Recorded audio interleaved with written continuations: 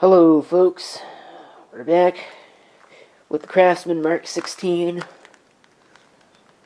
computer, which if you remember had the complete and utter destruction caused to it by a leaking battery, and it also had a bad power supply, or at least what I think is a bad power supply. So I'm going to put up the cover in this video and we'll pull it apart, pull all the cards out. I don't know if I'm going to go so far as to pull all this stuff out. I'd probably at least fix this down here, but I'm probably going to pull all the... I'm just going to pull everything out and prepare this thing for its next use, its next purpose. As far as the power supply is concerned, I do have a replacement here that I picked up. Whether or not it's any good, I don't know. It's probably in basically the same boat, but I gotta pop the cover off of that. Okay, I've got the cover off, and we are ready to start pulling cards. Starting with the video. That's this card here. This is actually an EGA card. I called it CGA when I made the original video, but no, this is EGA. The Gemini VC001 is an EGA card. There's the memory up top there. Really, probably not a bad card, but just generic. Nothing really special about it. It's another 8-bit card. Apparently these are all 8-bit cards, which again kind of lends credence to the fact that maybe this isn't the original board for this system. This, it still doesn't really say anything on it. It just says KB3112-02, also FM 9696H. It's a telephone modem. It doesn't really say a whole lot on it. There's the FCC ID. Someone will probably look that up and give me the 411 on it. Here is the multi-IO card. Looks like another mostly generic part made by UMC. Okay, last thing here is the disk controller, and this card might not be any good. This is the only 16-bit card in the entire machine. Yeah, you can kind of see there. There's some damage done to this, so this might not be any good anymore. Super Embedded Driver Adapter by DTK. So I wonder if maybe that's who manufactured this computer. It wasn't. It was some Taiwanese. I forget the name of the company. Started with a Y. Yangtech, I think, was the name of the company. That's what comes to mind. Or Yantech, or whatever it is that they're called. But yeah, this is just a floppy and a disk controller. It's IDE. Nothing special. And I'll probably have to replace it because... yeah, those vias look like they're pretty trashed. But, who knows? But that lets us see the full, true extent of what's going on here. In terms of damage and, yeah, that's pretty bad. It looks like that is part of the Opti chipset there. Let's see if we can get some focus on that. But it looks like some of those pins, well, maybe not, but yeah, there's some pretty serious damage over here in this area where that battery was.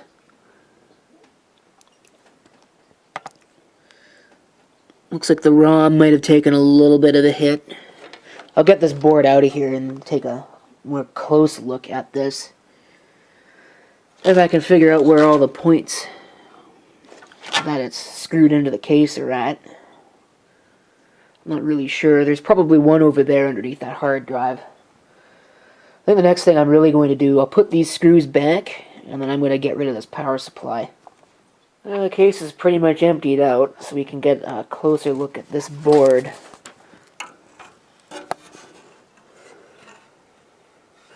Yeah, look at that. The pins aren't gone. It's just really bad. There's corrosion in that socket there.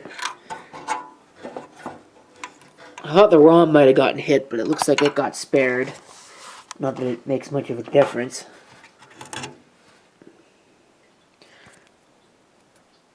The metal from that is completely gone. So, I believe J20 right there is where an external battery would go, if this were fitted with it. Again, not that it really matters now. That's a Cyrix math coprocessor. 83D87, so it's actually a 33 megahertz coprocessor, but I'm gonna see if I can get this board the rest of the way out of here. It looks like, from what I can tell, there's only one screw holding the entire thing in place. There are places for screws in here, it's just that they're not populated. Like, there's one there, there's another one there, could be a standoff there, it's just not populated on this case for some reason. Here is what's left of the board. I've pulled basically everything off of it at this point. We can see the extent of the damage here.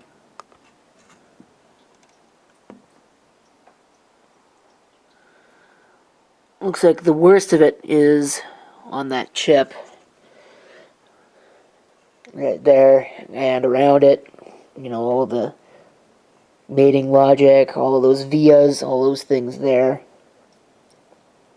A little bit of it got in the socket for the 8042 keyboard controller, but interestingly enough, the keyboard controller itself is okay.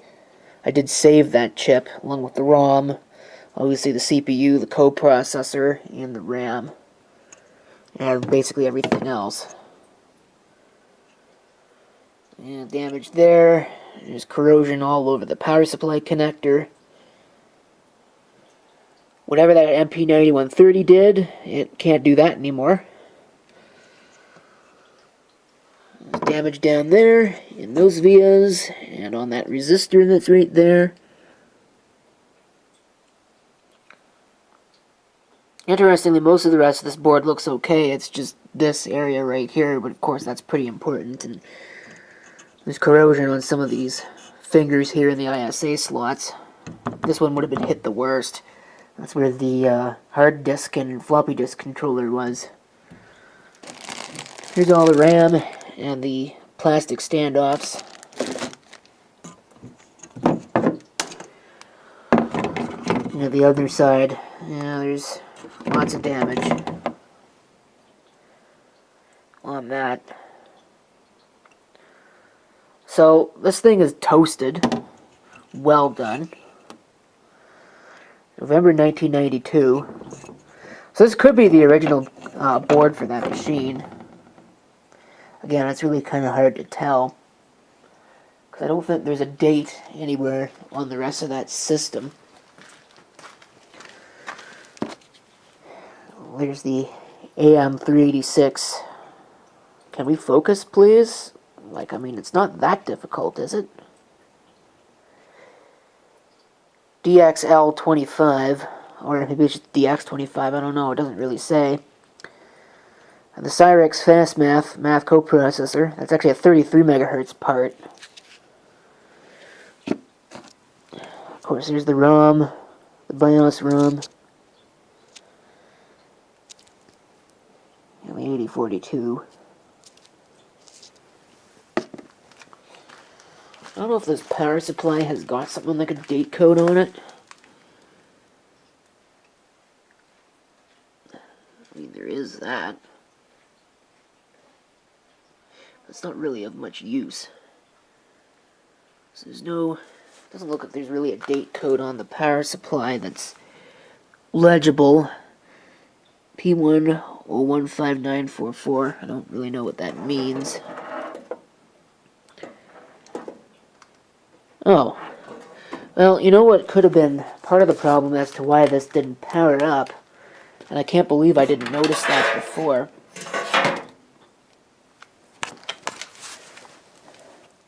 Look at that.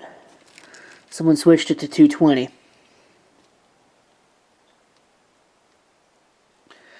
So it's possible this power supply actually has nothing wrong with it at all. So, I don't know, I'll have to try that theory, but the board is useless. I don't really care whether or not it worked, because I know it didn't. I mean, there's no way. There is just simply no way that worked.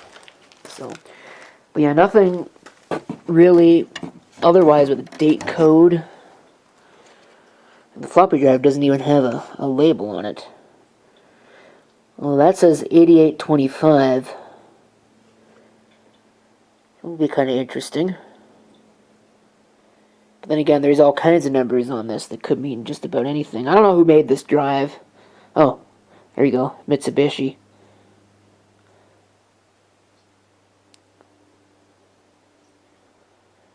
Date 11/1988. So, yeah, the likelihood is that that's probably not the original drive, although 1988 be kind of weird because the FCC filings for the Craftsman electronics company that made that machine were filed in 1990. But, I don't know. So the plot certainly thickens. Maybe that machine's older than I thought. 1988 would be about right for a 286. 386 would be a pretty new design for then. I don't think the 386 was out in 1988, but I mean 1990. See, that says 3167 right there. What that actually means is that this could support a Waytech processor, which was like a math code processor on steroids. I've heard it said by some people that the Waytech coprocessor could, in theory, if you were to write the correct code for it, stand alone as its own microprocessor, but I don't think anybody's ever really done it, and I've also heard other people tell me that that's just a bunch of balderdash, so I don't know. Really hard to say. I'll tell you what, this is completely junk. Totally not useful at all. Got all the pieces put away. I'll have to find a board, because I will reuse this case. There's nothing really wrong with it. There were 2 screws, by the way. There was one screw there. There was another screw here in this corner with this standoff that decided it was going to come halfway out of the board because, well, that's just the way it is. And look at this. Check out the fallout from that battery leakage. Wow. Well, kind of unsurprised by that. And take a look at that, even still. August 16th of 1989. So there's no way that was the original motherboard. But that's kind of sad. You put a replacement board in 3 years after the machine was purchased. Kind of a waste of money. Then again, maybe not. I'm sure a lot of people did that back in the day. So what I'll probably do is I'll put these screws back in these standoffs and pick up all the rest of the screws, put the case cover back on this. I may even put the power supply back, because again, it's possible that it works just fine. In fact, I'm almost tempted to try it, just to see what happens. Yeah, you know what, let's do it. Let's try that. Taking a look at this here, you can see more fallout from that power supply. Wow, the battery blowing up. And yeah, those connectors are pretty nasty in there. So who knows if this really is any good anymore. But, well, oh well. Okay. Well, I have the power supply in the case again. And I tried to switch it to 110. It's plugged in right now, so this could decide to start smoking at any moment. And I don't know. I don't think that really worked. So I don't even know if this is really the bad idea or the good idea that it didn't seem like it was. I'd rather not be near this thing when it does decide to smoke. So I'm starting to really get second thoughts on this, but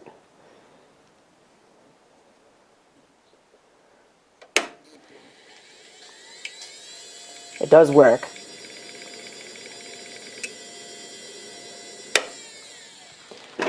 So there you go. There is nothing wrong with the power supply. It works just fine. Good deal. Well, okay.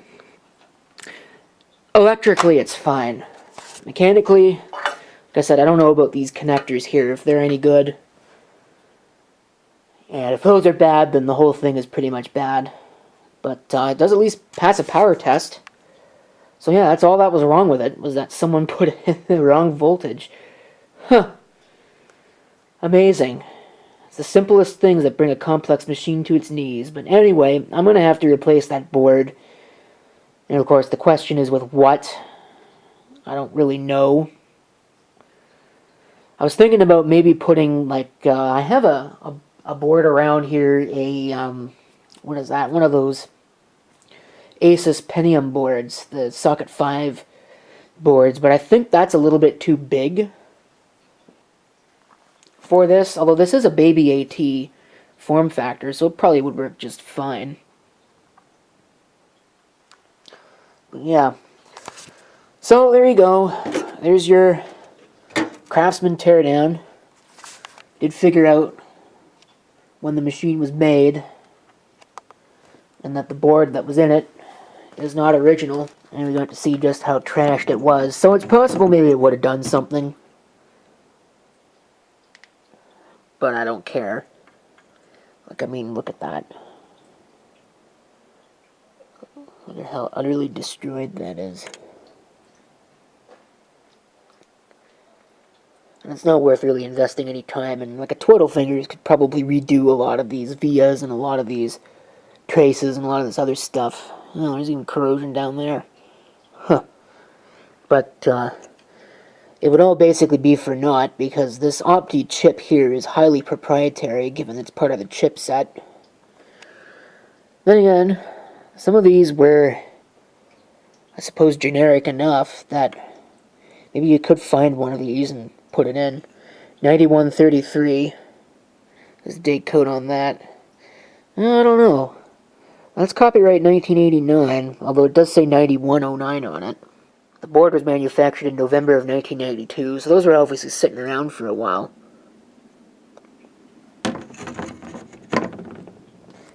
But that is what it is. So there'll probably be another video when I find something to do with what's left of that.